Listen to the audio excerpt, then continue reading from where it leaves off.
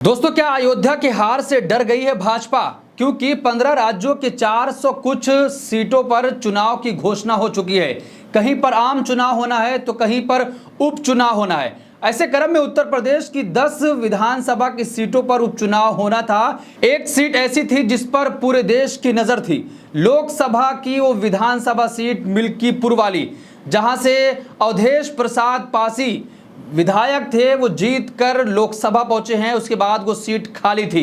तो ये कयास लगाया जा रहा था कि अगर उपचुनाव होता है तो वहां पर देखा जाएगा कि किसकी हार होती है, किसकी जीत होती है। जिस तरीके से भारतीय जनता पार्टी को 2024 के लोकसभा में वहां से करारी हार मिली थी, क्या अब उस करारी हार की वजह से भारतीय जनता पार्टी डर गई है? चुनाव आयोग ने उस सीट पर उपचुनाव की तारीखों का ऐलान नहीं किया है। चुनाव आयोग ने जो रीजन बताया है हम वो भी बताएंगे, लेकिन विपक्ष लगातार ये आरोप लगा रहा है कि भारतीय जनता पार्टी डर गई है। उसको डर सता रहा है कि जिस तरीके से राम मंदिर के नाम पर घूम घूम कर पूरे देश में वोट मांगा गया था, लेकिन वही के लोगों ने भारतीय जनता पार्टी को वोट नहीं दिया, तो जिसके डर की वजह से अब कोई दूसरी हार मोदी और शाह स्वीकार नहीं करना चाहते हैं, जिसके लिए मिल्कीपुर सीट पर उपचुनाव की तारीखों का ऐलान नहीं हुआ है।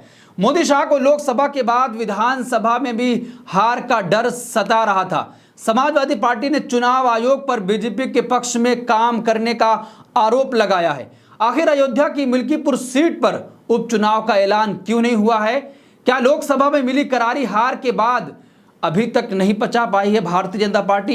जिस राम मंदिर के नाम पर भाजपा ने पूरे देश में घूम घूम कर वोट मांगा था, अब उसी अयोध्या में लोकसभा में मिली करारी हार के बाद उपचुनाव की तारीखों का ऐलान नहीं करा पाई है।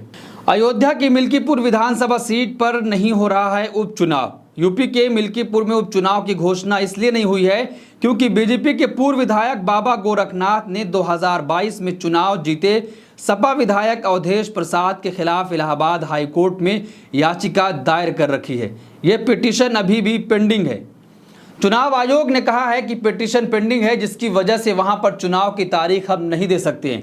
लेकिन बाबा गोरखनाथ के वकील ने साफ तौर पर यह कह दिया है कि हम उस पिटीशन को उठाने जा रहे हैं। अब पाला चुनाव आयोग के तरफ चला गया है।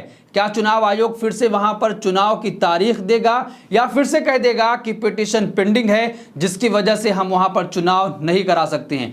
लेकिन जिस तरीके से चुनाव आयोग से जब सवाल किया गया तो मुख्य चुनाव आयुक्त राजीव कुमार ने कहा कि वहां पर पिटीशन पेंडिंग है, जिसकी वजह से हम चुनाव की तारीख का ऐलान नहीं कर पा रहे। लेकिन उत्तर प्रदेश की एक सीट और है, कानपुर की सीसामऊ, जहां पर भी उपचुनाव की तारीखों का ऐलान चुनाव आयोग ने कर दिया है, लेकिन वहां भी पिटीशन दाखिल की गई है। वहां से समाजवादी पार्टी के विधायक इरफान सोलंकी के ऊपर सजा हुई तो उन्होंने निचली अदालत को उच्च अदालत में जाकर चैलेंज किया है, लेकिन चुनाव आयोग ने वहां पर चुनाव की तारीखों का ऐलान कर दिया है। अयोध्या में कह दिया है कि यहां पर पिटीशन पेंडिंग है।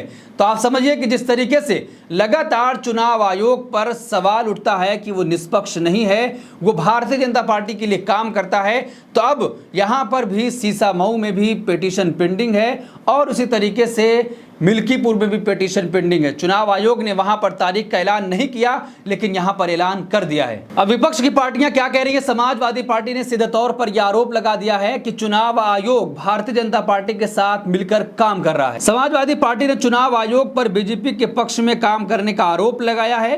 पार्टी की तरफ से कहा गया है कि कानपुर की सीसामऊ सीट का मामला भी अदालत में है, लेकिन आयोग वहां चुनाव करवा रही है। कांग्रेस पार्टी ने आरोप लगाया है कि जैसे फैजाबाद अयोध्या में लोकसभा चुनाव में अवधेश प्रसाद ने बीजेपी को हराया था, वैसे ही हार के खतरे को देखते हुए मिल्कीपुर में उपचुनाव नहीं कराया जा रहा है। दरअसल ये सीट उस वक्त खाली हो गई जब अवधेश प्रसाद जो वहां के विधायक थे, जब वो लोकसभा जीत कर आए तो सीट खाली हो गई। लेकिन जब वो चुनाव जीते थे तो वहां पर भारतीय जनता पार्टी के प्रत्याशी बाबा गोरखनाथ ने इनके खिलाफ पिटीशन दाखिल की थी कि चुनाव के वक्त कुछ गड़बड़ी हुई है। लेकिन अब वो जीत कर लोकसभा पहुंच गए हैं, उन्होंने वहां से इस्तीफा भी दे दिया है, तो अब सीट पूरी तरीके से खाली है। लेकिन उसके बावजूद चुनाव आयोग कह रहा है कि पिटीशन पेंडिंग है, जिसकी वजह से हम चुनाव नहीं करवा पा रहे। उत्तर प्रदेश के पत्रकार क्या कुछ लिख रहे हैं इस सीट पर हम वो भी जानेंगे। अनिल यादव ये पत्रकार है जो उत्तर प्रदेश की तमाम बारीक नजरों पर अपनी नजर रखते हैं।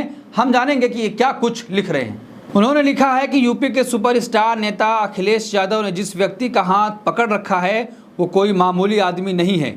उसके डर से भारतीय जनता पार्टी मिल्कीपुर विधानसभा में उपचुनाव ही नहीं करवा पा रही है। 16 राज्यों की 417 सीटें एक तरफ, मिल्कीपुर विधानसभा एक तरफ। क्या खौफ है भाई इस बुजुर्ग बंदे का। तो आप समझिए कि 16 राज्यों की 417 सीटों पर चुनाव की तारीखों का ऐलान हुआ है, लेकिन उत्तर प्रदेश की मिल्कीपुर सीट पर चुनाव की तारीखों का ऐलान नहीं हुआ। उत्तर प्रदेश में 10 विधानसभा ऐसी सीटें हैं जहां पर उपचुनाव होना है। 9 सीटों पर ऐलान हुआ है, 1 सीट को छोड़ दिया गया है। समाजवादी पार्टी लगातार यही कह रही थी कि जिस तरीके से लोकसभा में लोगों ने समाजवादी पार्टी और इंडिया गठबंधन को समर्थन दिया है, ठीक उसी तरीके से उपचुनाव में भी समर्थन मिलेगा और 10 की 10 विधानसभा सीटें भारतीय जनता पार्टी हारने जा रही है। लोकसभा में अयोध्या से करारी हार हुई थी, जिस अयोध्या के नाम पर भारतीय जनता पार्टी, खुद प्रधानमंत्री नरेंद्र मोदी लगातार चुनावी रैलियों से यह कहते रहे कि हमने मंदिर बना दिया है, कोई दूसरी सरकार आएगी तो वहां पर ताला लग जाएगा। लेकिन उसके बावजूद भी अयोध्या वासियों ने भारतीय जनता पार्टी को वहां से हरा कर भेजा था। आपको याद होगा कि जिस तरीके की खबरें वहां पर आ रही थी कि राम मंदिर बनाने के चक्कर में कितने लोगों के घर को उजाड़ दिया गया, लोगों के रास्ते बंद कर दिए गए और लोगों को वहां से विस्थापित होना पड़ा। दूसरी जगह अभी तक वो दर दर की ठोकरें खाने को मजबूर हो गए हैं, कहीं भी अभी रहने को उनको अस्थायी जगह नहीं मिल पाई है, जिसकी वजह से भारतीय जनता पार्टी को अयोध्या से करारी हार मिली थी। पूरे देश में ये चर्चा हो रही थी। अब वहां पर विधानसभा का चुनाव होना था, तो ऐसे समय में चुनाव आयोग ने तारीख का ऐलान नहीं किया है। क्या ये साफ तौर पर डर सता रहा है कि चुनाव आयोग भारतीय जनता पार्टी जो कहती है वही कर रहा है? ये एक सवाल खड़ा किया जा रहा है तमाम विपक्षी पार्टियों की तरफ से, और जो उत्तर प्रदेश के पत्रकार हैं वो भी साफ तौर पर ये लिख रहे हैं जब 417 सीटों की तारीखों का ऐलान हो सकता है, कहीं पर आम चुनाव है तो कहीं पर उपचुनाव, तो मिल्कीपुर सीट पर चुनाव क्यों नहीं हो सकता है? अगर मिल्कीपुर में पिटीशन पेंडिंग है तो फिर सीसामऊ कानपुर की जो सीट है वहां पर भी इरफान सोलंकी ने पिटीशन दायर कर रखी है निचली अदालत के खिलाफ, तो वहां पर तो चुनाव की तारीखों का ऐलान हो चुका है। लेकिन जिस तरीके से लगातार ईवीएम पर सवाल खड़ा किया जाता है कि जब हरियाणा चुनाव के नतीजे आए तब भी ईवीएम पर शक किया गया और कहा गया कि ईवीएम के साथ छेड़छाड़ की गई है, यहाँ पर कुछ गड़बड़ी हुई है। कल जब इलेक्शन कमीशन की पीसी थी तो मुख्य चुनाव आयुक्त राजीव कुमार ने साफ तौर पर कहा कि ईवीएम के साथ जो कुछ भी खबरें सामने आ रही हैं वो कहीं ना कहीं गलत है। ईवीएम पर चुनाव आयोग ने क्या कुछ बोला है हम वो भी जानेंगे। चुनाव आयोग ने ईवीएम को लेकर भी पूछे गए सवालों का जवाब दिया। चुनाव आयोग ने कहा कि ईवीएम में कोई गड़बड़ी नहीं है, ईवीएम पूरी तरह सुरक्षित है। ईवीएम की बैटरी पर भी पोलिंग एजेंट के साइन होंगे। ईवीएम 3 लेयर की सिक्योरिटी में रहेगी।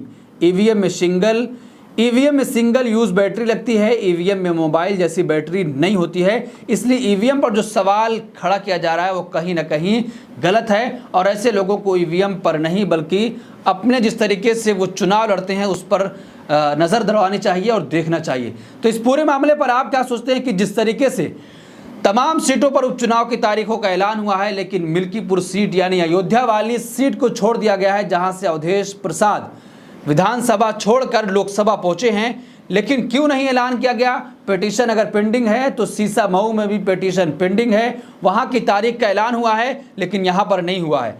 तो क्या चुनाव आयोग भारतीय जनता पार्टी के साथ मिलकर काम कर रहा है? जिस तरीके से समाजवादी पार्टी सीधे तौर पर यह आरोप लगा रही है और कांग्रेस पार्टी ने भी कहा कि भारतीय जनता पार्टी एक और हार स्वीकार नहीं करना चाहती है। आप क्या सोचते हैं? आपकी क्या राय है? कमेंट बॉक्स में अपनी राय जरूर दें और ऐसी तमाम खबरों के लिए देखते रहिए देश नीति।